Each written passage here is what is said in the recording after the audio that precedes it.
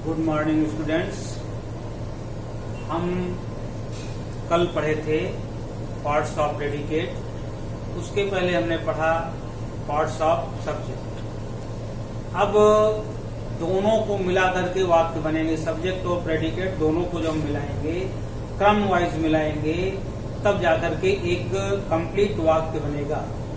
और उसका ऑर्डर होता है, क्रम होता है सब्जेक्ट, सब्जेक्ट में डिटरमिनर, फिर एडजेक्टिव, फिर उसके बाद हेडवर्ड, उसके बाद एडजेक्टिव फ्रेज। ये कोई आवश्यक नहीं कि वाक्य में ये चारों चीजें आवे। कभी कभी केवल सब्जेक्ट आता है और वर्ब आ जाता है, तो आपको पार्ट करने की आवश्यकता नहीं। जब भी आपको रिऑर्डर करने के लिए वाक्य मिलेगा, आप इसी क्रम से लिखते जाएंगे। मान लो डिटरमिनर नहीं है वाक्य में, तो इसको एक कॉलम छोड़ दो। एडजेक्टिव है तो एडजेक्टिव लिख लो, नहीं है तो इसको भी छोड़ दो। उसके बाद हेडवर्ड तो आएगा ही, हेडवर्ड लिखो। हेडवर्ड के बाद एडजेक्टिव फ्रेज अगर आता है तो लिखो, नहीं आता है तो छोड़ दो। फिर प्रेडिकेट पार्ट पर आ जाइए। प्रेडिकेट में हेल्पिंग वर्ब है तो हेल्पिंग वर्ब को लिखिए, नहीं है तो छोड़ दो कॉलम। उसके बाद मेन वर्ब है, मेन वर्ब आएगी ही वाक्य में, बिना मेन वर्ब की वाक्य नहीं बनेगा। उसके बाद ऑब्जेक्ट है। कभी कभी कुछ क्रियाएं ट्रांजिटिव होती हैं और कुछ क्रियाएं इंट्रांजिटिव होती हैं। तो सकर्मक क्रिया और अकर्मक क्रिया, अगर यह क्रिया अकर्मक होगी तो ऑब्जेक्ट आने का कोई मतलब नहीं है, कभी अकर्मक मानी जाएगी। तो एक कॉलम भी आपको छोड़ देना है, आगे बढ़ जाना है। अगर आता है तो एक ऑब्जेक्ट आता है तो एक ऑब्जेक्ट लिख दीजिए। अगर दो ऑब्जेक्ट आते हैं तो इनडायरेक्ट ऑब्जेक्ट पहले लिखेंगे और डायरेक्ट ऑब्जेक्ट बाद में लिखेंगे। उसके बाद कॉम्प्लीमेंट का नंबर आता है। कभी कभी दोनों ऑब्जेक्ट के बाद कुछ भी नहीं आता है तो आपको आगे कुछ नहीं करना है, नहीं ढूंढो उसको। कॉम्प्लीमेंट है तो कॉम्प्लीमेंट लिखो, नहीं है तो छोड़ दो। और उसके बाद ऑब्जेक्टिव कॉम्प्लीमेंट भी आते हैं, वो ऑब्जेक्ट के बाद आते हैं।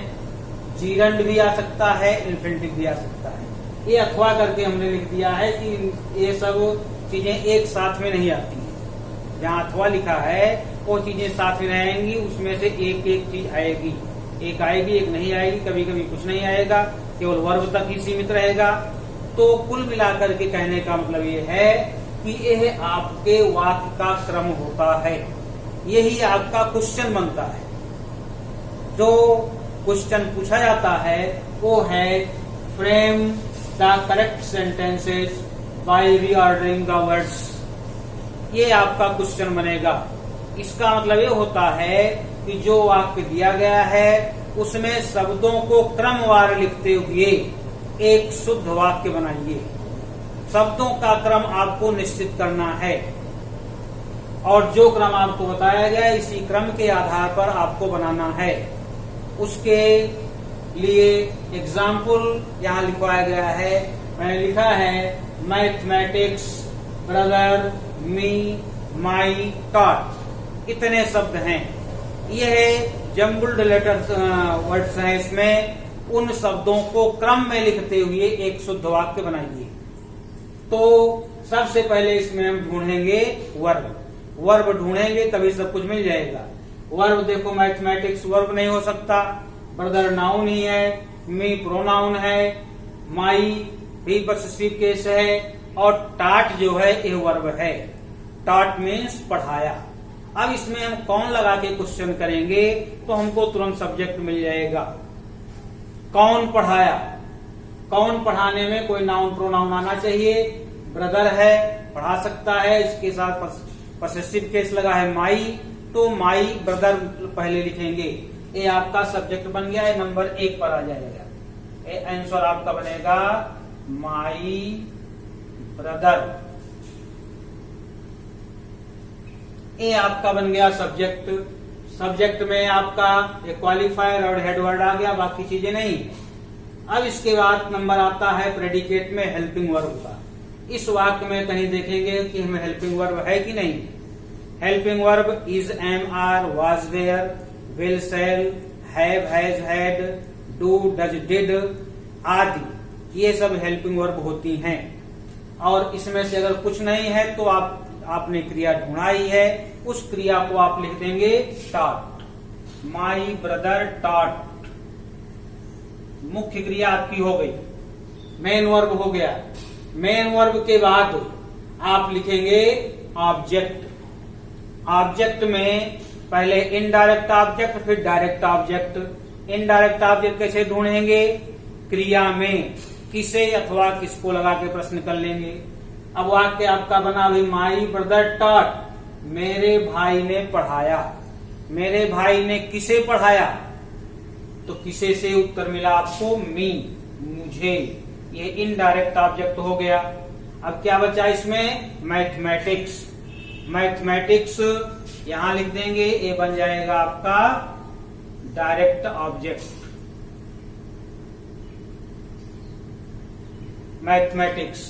अब यह पूरा का पूरा वाक्य आपका बन गया, my brother taught me mathematics. ये आपका क्रमवार एक शुद्ध वाक्य बन गया। अब ये आपका आंसर माना जाएगा। दूसरा सेंटेंस है, फादर हर टीच बिल हर हिंदी। इसमें भी अब हम वर्ब ढूंढेंगे। पहले वर्ब देखो, फादर नहीं हो सकता, हर नहीं हो सकता, उसके बाद टीच है। टीच मीन्स पढ़ाना, ये क्रिया है। अब बिल टीच, बिल भी आया है, फ्यूचर टेंस हुआ, कौन पढ़ाएगा? अब इसमें देखो, हर आया है, फादर आया है, हर फादर इसका सब्जेक्ट बन जाएगा। तो हर फादर लिख देंगे यहां पर आंसर में, हर फादर। सहायक क्रिया कोई नहीं है वाक्य में, इसलिए मुख्य क्रिया ये लिखेंगे टीच। हर फादर टीच, उसके पिता, अभी सहायक क्रिया, सहायक क्रिया पहले लिखेंगे तब मुख्य क्रिया लिखेंगे। सहायक क्रिया है विल, विल, उसके बाद लिखेंगे टीच। क्रम आ गया ना? ये हो गया आपका सब्जेक्ट, ये फिर प्रेडिकेट में सहायक क्रिया, फिर उसके बाद मुख्य क्रिया। अब नंबर आता है आपका ऑब्जेक्ट का। ऑब्जेक्ट में पहले indirect object, her father will teach, उसके पिताजी पढ़ाएंगे। किसको पढ़ाएंगे? अब इसमें देखिए ऑब्जेक्ट आया हर, उसे। हर हो गया इनडायरेक्ट ऑब्जेक्ट। क्या पढ़ाएंगे? हिंदी। क्या से जो उत्तर आएगा वो होगा डायरेक्ट ऑब्जेक्ट, और डायरेक्ट ऑब्जेक्ट को अंत में लिखेंगे। अब आपका वाक्य बन गया, her father will teach her Hindi. अगला sentence, will not they go visit to Delhi to an exhibition, और अंत में लग गया क्वेश्चन मार्क। क्वेश्चन मार्क लग गया तो इसका मतलब है कि यह वाक्य इंट्रोगेटिव बन रहा है। इंट्रोगेटिव सेंटेंस दो प्रकार के होते हैं, एक यस और नो टाइप, और दूसरा होता है WS टाइप। दोनों को इसमें देखेंगे कौन सा बन सकता है। सबसे पहले तो WS टाइप देखेंगे कि वो है कि नहीं।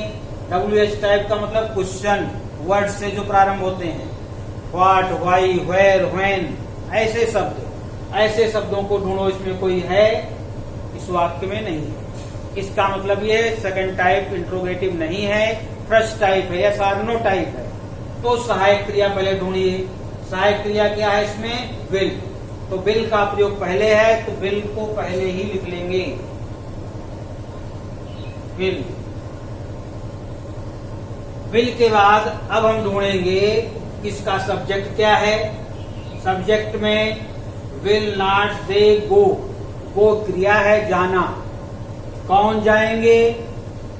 कौन जाएंगे? तो देखो इसमें कौन जाने के लिए नाउन प्रोनाउन मिलना चाहिए। नाउन होगा या तो प्रोनाउन होगा। प्रोनाउन, नाउन इसमें नहीं दिखाई दे रहा, प्रोनाउन है दे। तो विल के बाद किसका प्रयोग कर लेंगे? दे का। क्योंकि ये इंट्रोगेटिव निगेटिव है, नॉट आया है तो नॉट का नंबर 3 पर आ जाएगा, नॉट। विल दे नॉट, अब सब्जेक्ट हो गया, आपका हेल्पिंग वर्ब हो गया। अब मेन वर्ब लिखेंगे। मेन वर्ब है गो। विल दे नॉट गो, कहा जाएंगे? टू दिल्ली लिखा गया इसमें, तो लिखेंगे टू दिल्ली। अभी और शब्द हैं, इसमें एक क्रिया और आ गई है विजिट। विजिट आ गई है तो एक मुख्य क्रिया हो गई गो, दूसरी क्रिया जो बनेगी उसको इन्फिनिटिव बनाना है। इन्फिनिटिव तभी बनेगा जब उस क्रिया से पहले टू का प्रयोग करेंगे, तो ये हो जाएगा टू विजिट। टू विजिट ये हो गया। अब क्या बचा इसमें, will they not go to Delhi to visit. अंत में बचा एन एग्जीबिशन, एक प्रदर्शनी, एन एग्जीबिशन। और अंत में लग जाएगा क्वेश्चन मार्क। ये हो गया आपका। चौथा वाक्य है आपका, bought this me friend my pen for. अब इस वाक्य में सबसे पहले फुल स्टॉप लगा है, इसका मतलब ये एसर्टिव सेंटेंस बनेगा। और एसर्टिव सेंटेंस में सब्जेक्ट पहले आता है। सब्जेक्ट लाने के लिए हमको क्रिया ढूंढनी है। क्रिया में कौन लगा के क्वेश्चन करना है। क्रिया आ गई इसमें बाट। बाट क्रिया है, बाट मीन्स खरीदा। कौन खरीदा, bought this me friend my pen for. तो उसमें क्या आ गया, माई फ्रेंड। माई फ्रेंड इसका सब्जेक्ट हो गया, माई फ्रेंड ये सब्जेक्ट हो गया। एक क्वालिफायर और ये दो शब्द का है, तो एक क्वालिफायर एक हेडवर्ड। अब इसके बाद प्रेडिकेट शुरू होगा। प्रेडिकेट में ढूंढेंगे इसमें हम सहायक क्रिया। सहायक क्रिया कोई नहीं है, इसलिए मुख्य क्रिया हमने ढूंढा था उसको लिख देंगे, माई फ्रेंड बाट। माई फ्रेंड बाट, मेरे मित्र ने खरीदा। मेरे मित्र ने खरीदा। अब खरीदने के एक फार का प्रयोग है। इसमें जो आपका ऑब्जेक्ट है वो थोड़ा चेंज हो रहा है। डायरेक्ट ऑब्जेक्ट पहले आ जाएगा, इनडायरेक्ट बाद में जाएगा, क्योंकि नहीं लिखेंगे तो फार बच जाएगा। प्रीपोजिशन है, इसलिए इसमें पता चल गया हमें कि यह ऑब्जेक्ट अंत में जाने वाला है। तो क्या से प्रश्न कर लो, माई फ्रेंड बाट, मेरे मित्र ने खरीदा। मेरे मित्र ने क्या खरीदा, ए पेन। पेन केवल, my this pen. My friend bought this pen. अब क्या बचा, फॉर और इनडायरेक्ट ऑब्जेक्ट है me, for me, full stop. My friend bought this pen for me. और अंतिम वाक्य है आपका, my taught swimming father me.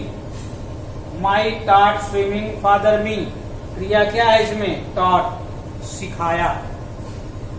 Swimming तैरना, तैरना सिखाया। कौन तैरना सिखाया, माई फादर, मेरे पिताजी ने। तो आंसर में लिखेंगे इसमें हम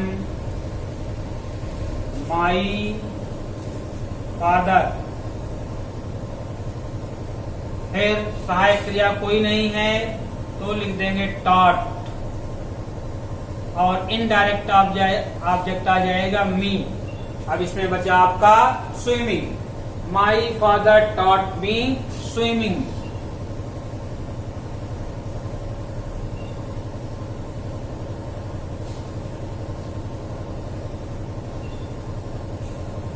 इस प्रकार से हम रीअरेंज करते हैं सेंटेंस का।